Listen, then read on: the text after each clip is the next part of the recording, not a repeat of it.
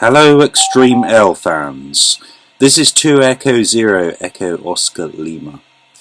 This is the second strongest beer in the world. The strongest being the End of Time, which was only produced in very limited quantities and cost hundreds of pounds per bottle, so you know this is not something I'm going to purchase. But this is the second strongest ale in the world, Sink the Bismarck. Now it's produced by the Brewdog, which is based in Edinburgh in Scotland. It's 41%, figures 41%.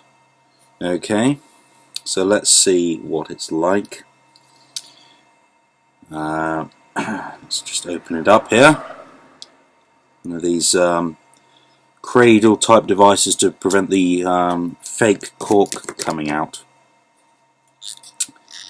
Let's see if we can take it out. Figures 41%. That's ridiculous, isn't it? The strongest beer is over 50%, but this is the second strongest beer in the world ever produced. Now, how am I going to actually get the cork out? Hack of a device here. Bit of a screwdriver job.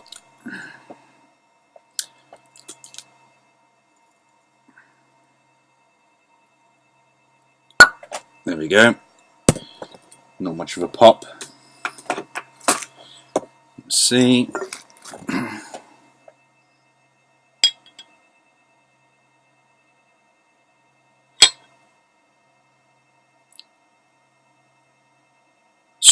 It's strange. It's fizzy. Lots of aroma. Lots of aroma. Let's pour a little bit more. Cloudy complexion, but it clears quickly.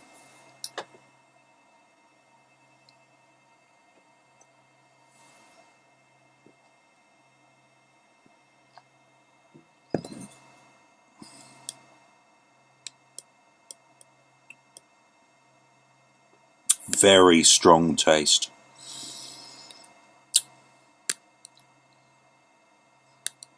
But it does have fizz to it. It does have how can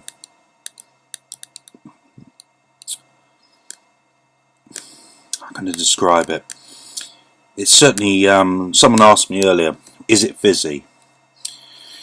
And the answer is clearly yes. It is fizzy.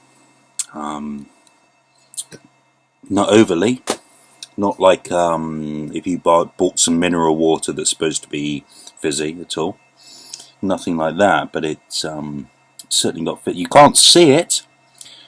You can't see the fizz, the carbonation, but it certainly is there.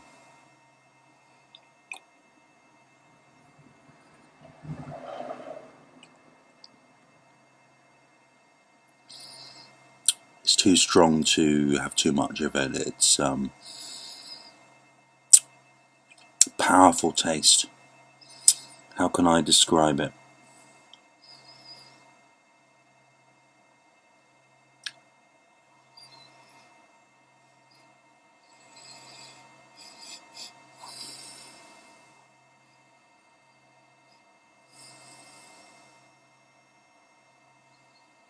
Lots of aroma. No specific smell that I could point out as being something.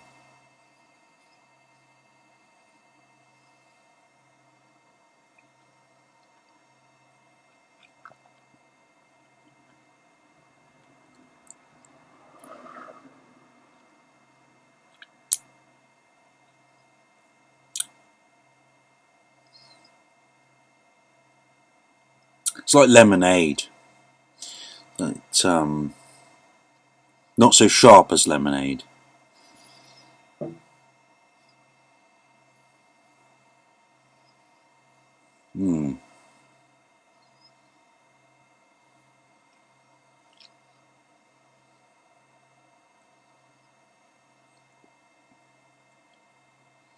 But it does have a sharp taste to it. It's very fizzy, very like a shandy. But you certainly get no refreshment from it, I'm sure. Be dehydrated in no time. 41%. It's how can I describe it? It's let's pour it a little bit so you may be able to see it. You can see it doesn't look that thick. Doesn't look extreme.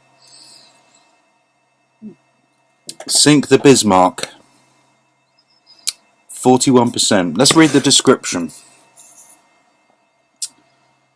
Brewdog's beers are the epitome of pure punk. We brew uncompromising, bold and irreverent beer. Beer with a soul and a purpose. Our approach has the same contempt of the mass beer market that the old school punks had for pop culture. Brewdog is a modern day rebellion against faceless corporate bureaucracy and the bland, soulless beer that they industrially produce. Ditch the mainstream and say hello to Brewdog. Made with barley, hops, yeast, water. Best before. Don't know what that says actually. 90117-3-20. 375 figures tree 75 milliliters. 41% ABV by volume. An unsettling development has arisen in mainland Europe, which Brewdog have found impossible to ignore. Armed with their 40% ABV beer, German brewers have infiltrated our front lines, slipped under the defences and straight onto the radars of you, the noble beer drinkers of the Empire. The Empire. Okay, a bit old school. Don't think we have an empire these days. We ask of you to keep calm and carry on whilst saluting the valiant efforts of Tactical Nuclear Penguin. Now, Tactical Nuclear Penguin is actually a similar ale that Brewdog produce. Very similar. I think it's figures 2%, so it's a bit weaker than this. It's a nice ale there. We are wheeling out the big guns this time. Sink the Bismarck is a quadruple IPA that contains 4 times the hops, 4 times the bitterness, and frozen 4 times to create a staggering 41% ABV. And yeah, they do a freeze drying process, which essentially throws away most of the beer. So that's why it gets bloody expensive. So I won't go into how much I paid for this, but it is an expensive beer. This is IPA amplified, the most evocative style of the craft beer resistance, with the volume cranked off the scale, kettle hopped, dry hopped, then freeze hopped for a deep fruit, resinous and spicy aroma. A full-out attack on your taste buds ensures as the incredibly smooth liquid delivers a crescendo of malt, sweet honey, hop oils, and a torpedo of hop bitterness which lasts and lasts. Brewdog plc, Scotland. Now, I believe they brew this in Edinburgh. So, there we go. Sink the Bismarck. I have I have certain friends on here who probably wouldn't even appreciate that. They would the fact that this has got this name, they'd hate that. So there you go. Possibly quite a nationalist ale in some ways, even though it's Scottish. And I know most people want to think, nationalism is all about Englishness. Well, it isn't. This is an ale which is proud to be British. Proud to be Scottish, indeed. And I too am a big fan of Scotland, so there you go. Sink the Bismarck. No, I don't care about that, to be honest. But it's a good craft beer. Buy it if you can, and you'll be lucky if you can, to be honest. I was very lucky. 7-3.